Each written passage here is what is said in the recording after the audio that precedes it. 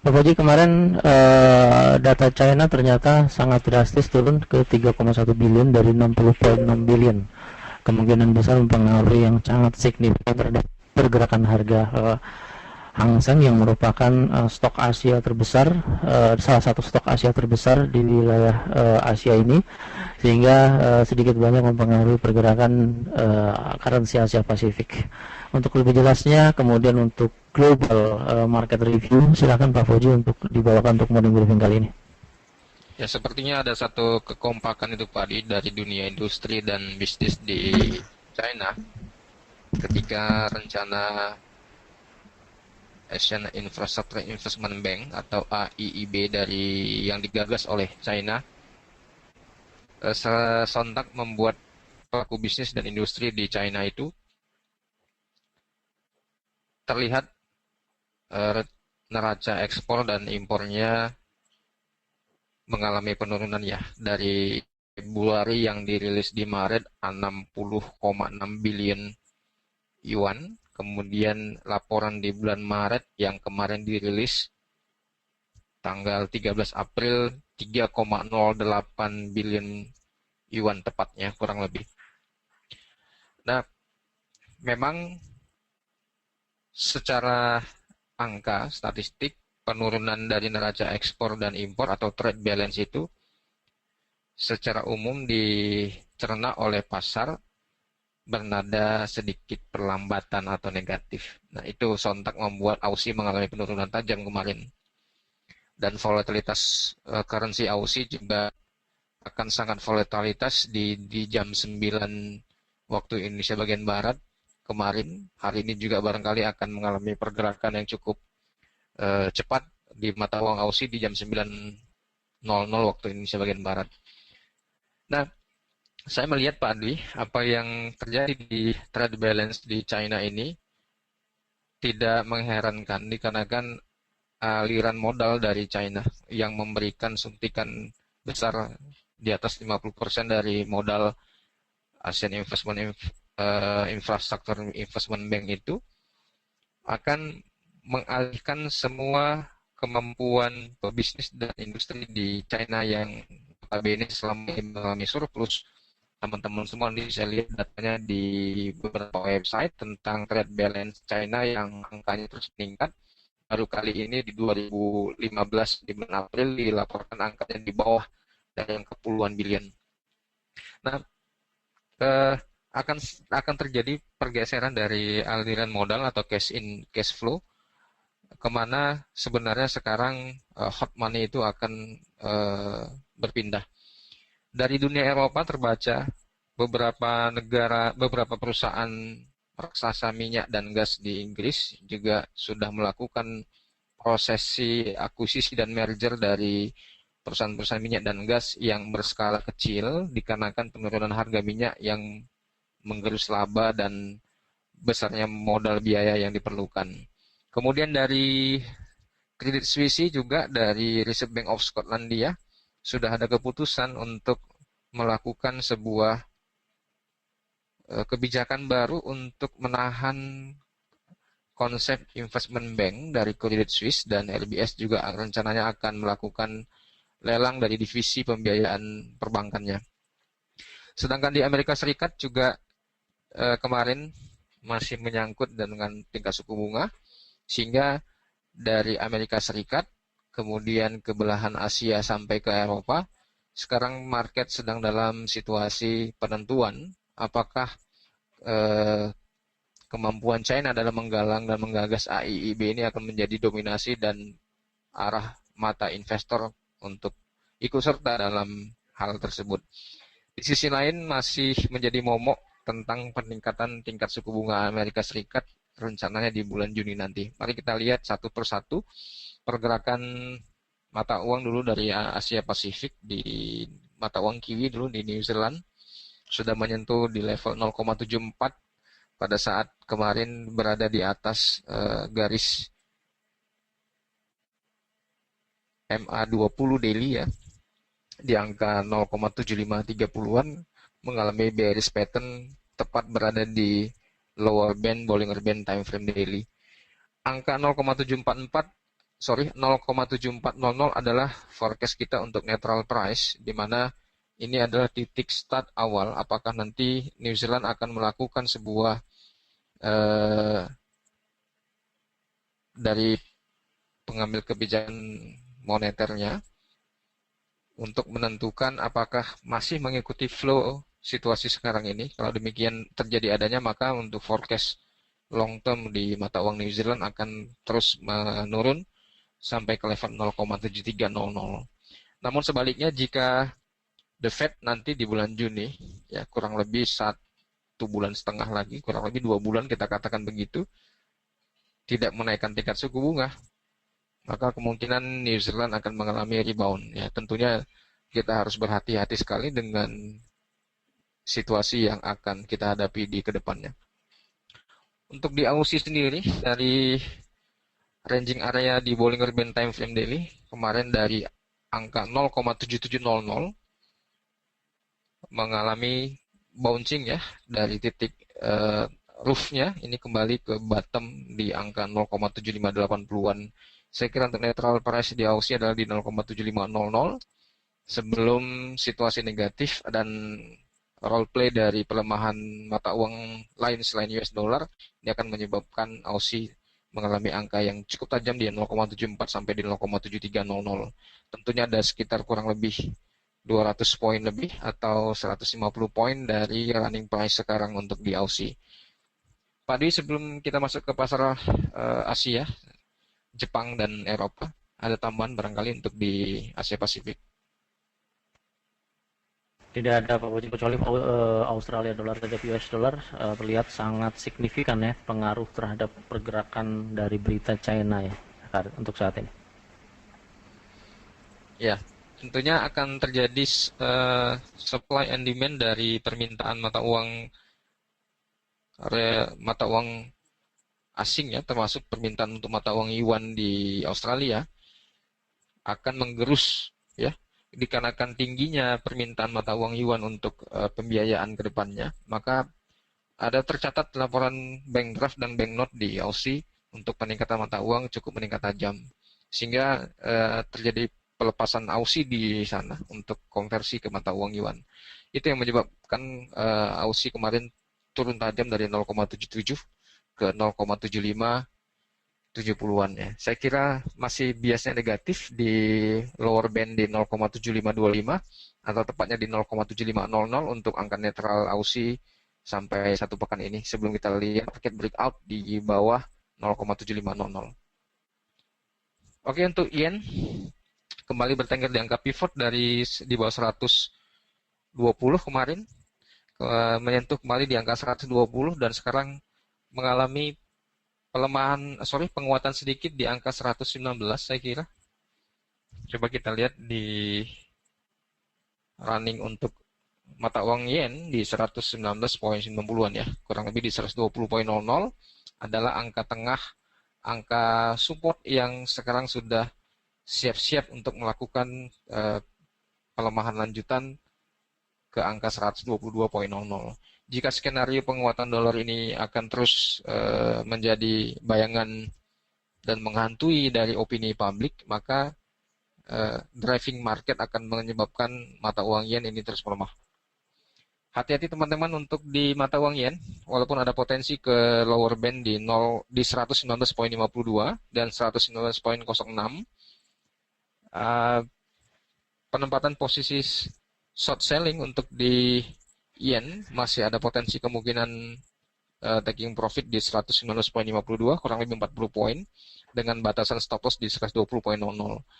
Penentuan untuk closing daily ataupun di 4 jam di USD yen di atas 120,00 ini akan menyebabkan pelemahan yen lebih lanjut.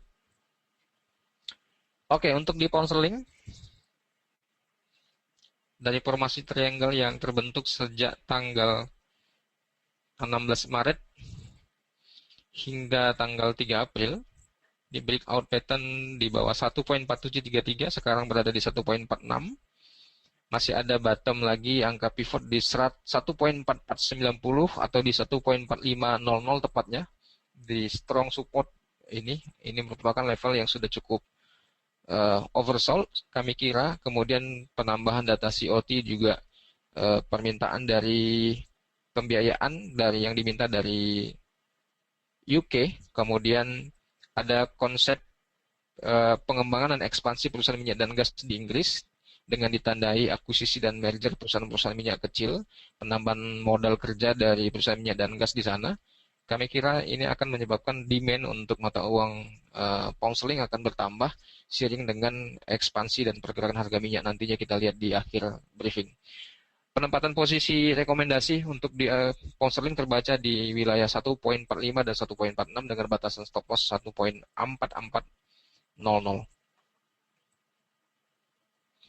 Selanjutnya di euro, setelah situasi yang menggeluti Uni Eropa dengan kasus Yunani, pelemahan euro terbaca dengan teknikal posisi double top di 1.100, kemudian mengalami penurunan di 1.06.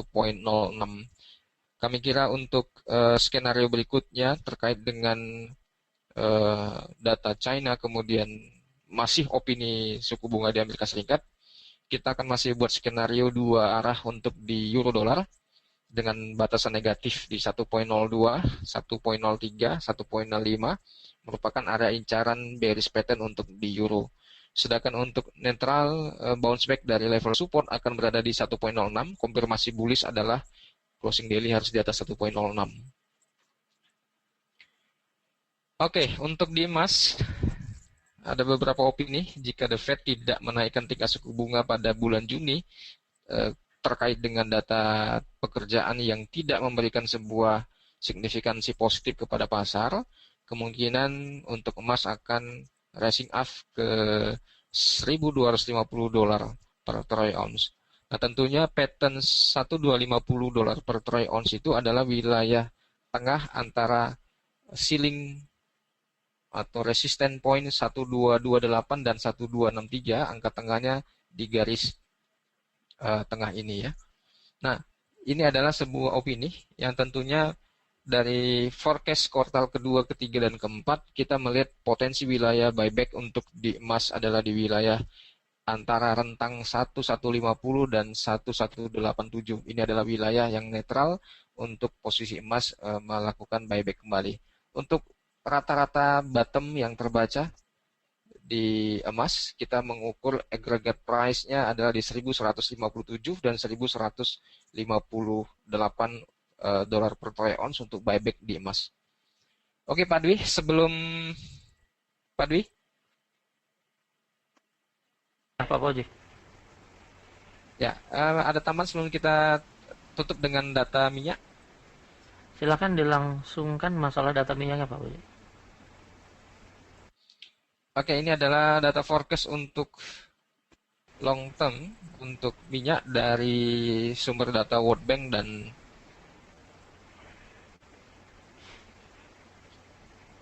ya dari World Bank ya.